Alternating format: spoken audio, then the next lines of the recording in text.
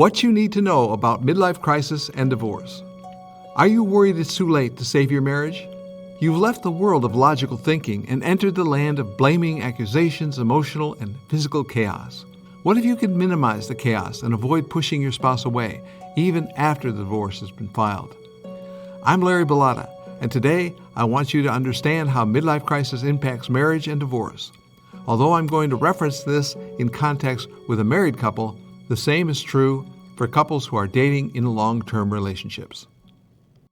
Let me start off by saying I know what you're going through. Each day you live in fear that your normal person might never return and that this new person, who seems to be destroying everything, will be the one you and your family have to deal with the rest of your lives. Once you understand that selfishness is the core theme of a midlife crisis, you can clearly see that divorce is the predictable result of this selfish force.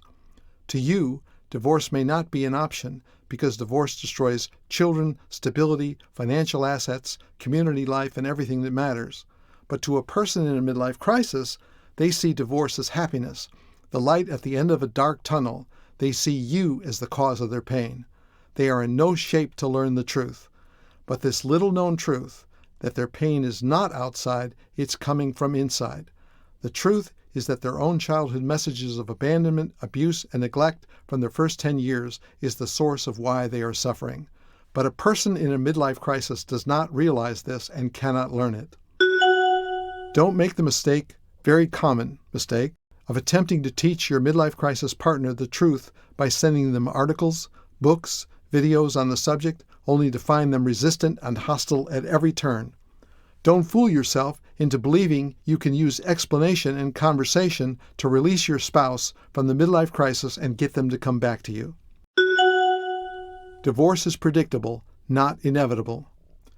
If you watched my other midlife crisis videos, you would see that divorce is a predictable event.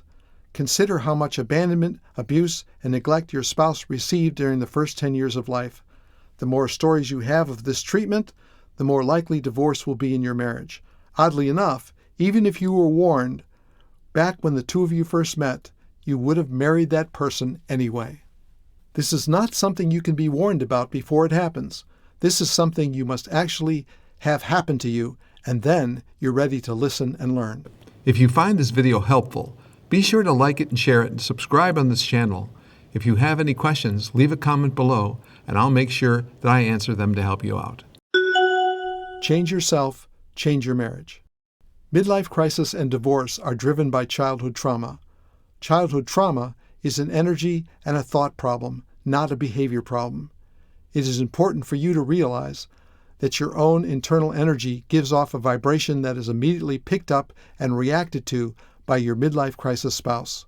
It's very common in midlife crisis settings like this for you to feel fear, anxiety, worry, self-doubt, and resentment.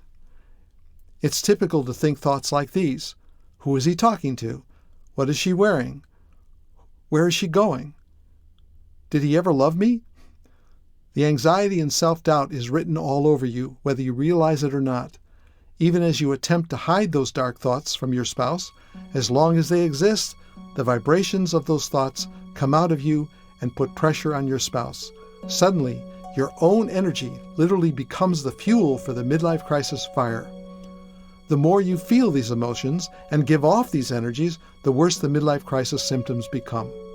I teach these ideas through my Environment Changer course to men and women whose spouse has entered a midlife crisis. The reason I call it an environment changer is because you are changing your own internal environment, the internal environment of your mind. This is the first change that has to take place before anything can be changed on the outside. It's not about behavior, not about changing what you do and say. What matters is what you think, what you feel, and what you imagine.